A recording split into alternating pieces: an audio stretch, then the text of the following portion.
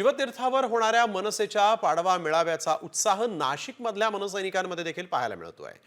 हजारो मनसैनिक जे आहेत ते 700 ते 800 गाड्यांचा ताफा घेऊन मुंबईकडे रवाना झालेत। मनसेचे नेते दिनकर पाटील यांनी देखील आजच्या पाडवा मेळाव्यामध्ये ते भाषण करणार आहेत। त्यांना तशी संधी मिळालेली आहे, त्यामुळे आपण बघतोय नाशिकमधून 700 ते 800 गाड्यांचा ताफा आता मुंबईच्या दिशेने रवाना झालेला आहे।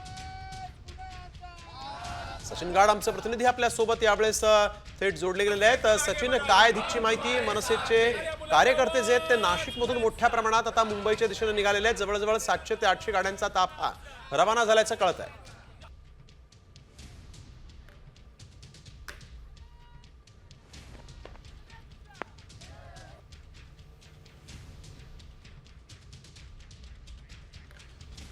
तर काही तांत्रिक कारणांमुळे सचिनचा आवाज आपल्यापर्यंत पोहोचू शकत नाहीये, परंतु आपण बघतोय यावेळेस मनसैनिकांमध्ये गुढीपाडवा मेळाव्याचा उत्साह शिगेला पोहोचलाय आणि छत्रपती शिवाजी पार्क या मैदानामध्ये हा मेळावा होतोय। तिथे मात्र जय्यत तयारी सुरू झाली आहे।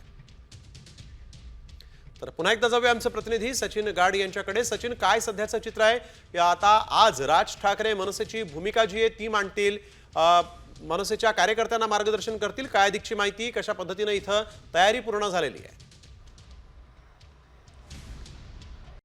कॉमस्कोर नुसार आता isakal.com आहे देशातील नंबर 1 ची मराठी न्यूज वेबसाईट। प्रत्येक अपडेटसाठी isakal.com ला नक्की भेट द्या।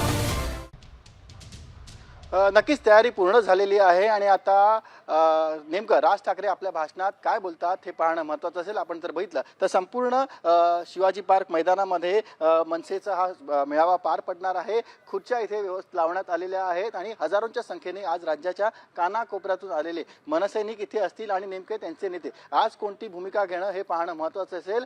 मैदानाच्या अगदी मध्यभागी एक भलं मोठं स्टेज बांधण्यात आलेलं आहे आणि याच मंचावरून राज ठाकरे आज त्यांचं भाषण करतील। मनसेचा गुढीपाडवा मेळावा हा दरवर्षी होत असतो आणि आपण जर बघितलं तर गेल्या काही दिवसांपासून राज्यात अनेक प्रश्न आहेत, मात्र त्यावरती राज ठाकरे यांनी भाष्य केलेलं नाही आणि त्यांनी याआधीच स्पष्ट केलेलं आहे की मी जे काही बोलेन ते आता थेट गुढीपाडवा मेळाव्यातच बोलेन आणि त्यामुळेच आजच्या मेळाव्यात राज ठाकरे हे औरंगजेबापासून ते कामरापर्यंत या सगळ्याच विषयावर हात घालू शकतात। एवढंच नव्हे तर छत्रपती शिवाजी महाराजांबद्दल मुक्ताफळ उधळणारे मग ते कोरटकर असतील यांच्याबद्दल देखील किंवा सोलापूरकर असतील, या सगळ्यांबद्दल राज ठाकरे आपली भूमिका मांडू शकतात। एवढंच नव्हे तर आपण बघितलं की आगामी मुंबई महानगरपालिका असेल किंवा राज्यातील इतर स्थानिक स्वराज्य संस्थांच्या निवडणुका असतील, त्या सगळ्या संदर्भात देखील आज मनसे आपली भूमिका इथे जाहीर करू शकते, रणशिंग देखील फुंकू शकते। आपण जर बघितलं तर अगदीच काही दिवसापूर्वी मनसेने पहिल्यांदाच आपला संदीप देशपांडे यांना मुंबई अध्यक्ष हे पहिल्यांदाच त्यांनी पद जे होतं ते जाहीर केलेलं होतं आणि त्या अनुषंगाने आता मुंबई महापालिका निवडणुकीच्या अनुषंगाने मनसेने याआधीच तयारी सुरू केलेली आहे आणि आजच्या या मेळाव्यात राज ठाकरे काही मोठी निवडणुकीचं रणशिंग देखील फुंकू शकतात। बिलकुल, धन्यवाद सचिन आपण दिलेल्या सविस्तर माहितीसाठी।